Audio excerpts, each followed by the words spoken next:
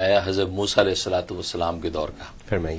حضرت موسیٰ علیہ السلام کے دور میں بنی اسرائیل میں ایک شخص تھا بہت غریب مفلس، یہاں تک کہ ایک وقت کی روٹی کا انتظام نہیں ہوتا تھا، فاقے گزرتے تھے۔ ایک مرتبہ وہ چلا جا رہا تھا تو راستے میں حضرت موسیٰ علیہ السلام مل گئے۔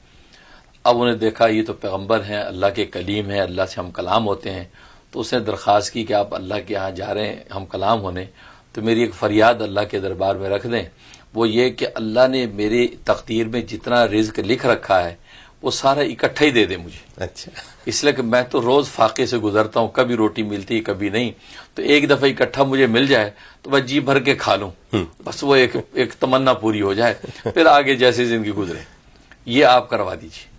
تو حضرت موسیٰ علیہ السلام اللہ کے سے ہم کلام ہوئے، تو یہ فریاد اس کی رکھی تو اللہ تبارک و تعالی نے قبول فرما لی، اور چند بکریاں اور کچھ گندم کی بوریاں، اناج، یہ اس کے حوالے کر دیا گیا کہ یہ تمہارے مقدر رزق ہے، یہ تمہارے سپرد۔ اچھا، اس کے بعد بات آئی گئی ہو گئی۔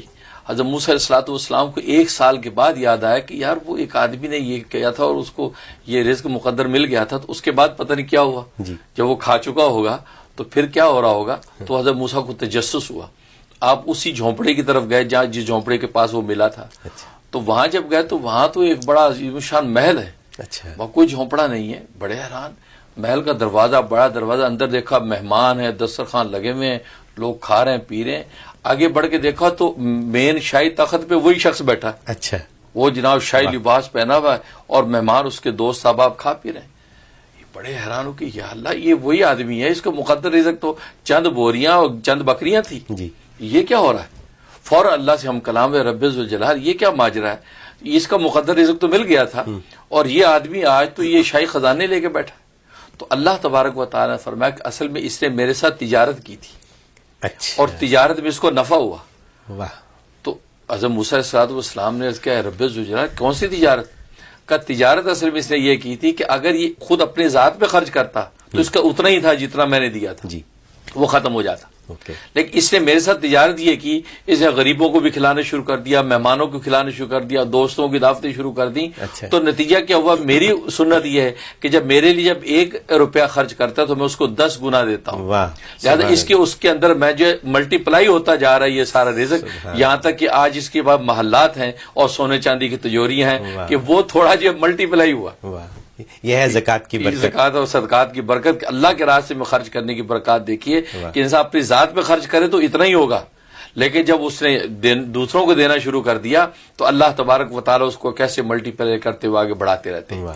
بلکہ میں تو کہا کرتا ہوں یہ بالکل کامن سینس ہے کہ ایک دانہ اگر ہے گندم کا، اگر آپ اس کو چبا کے کھا لیں تو ختم ہو گیا، اسی دانے کو زمین میں آپ دفنا دیں تو وہ 100 دانے اگا دیتا ہے۔ ایسی بات صحیح ہے، بالکل ٹھیک ہے نا، بالکل۔ تو زمین کے اندر اللہ نے وہ زرخیزی رکھی ہے کہ ایک بیج آپ بو دیں تو وہ 100 بیج بوتا ہے، آگے پورا تناور درخت بن کے سینکڑوں آم اس پہ لگتے ہیں، لیکن اگر ایک آم آپ نے کھا لیا تو ختم ہو گیا۔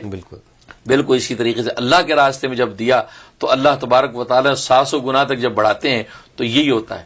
یہ اصل میں وہ راز ہے کہ اللہ جو ہم سے جو کہتا ہے کہ میرے راستے میں خرچ کرو، اللہ اصل میں ہمارے مقدر رزق کو بڑھانے کا ایک ضابطہ ہمیں بتانا چاہتا ہے، اس کے نتیجے میں وہ مال بڑھتا ہے۔ بعض نالائق لوگ یہ کہتے ہیں جی ہم اپنے خون پسینے کی کمائی غریبوں کو کیوں کھلا دیں بھائی، ہم کھائیں گے ہمارے بچے کھائیں گے بھائی، بس پھر وہ ان کا صورتحال وہی ہے کہ وہ چند بوریاں چند بکریوں پر ہی رہ جائیں گے، وہ آگے نہیں بڑھیں گے، تجارت نہیں ہوگی۔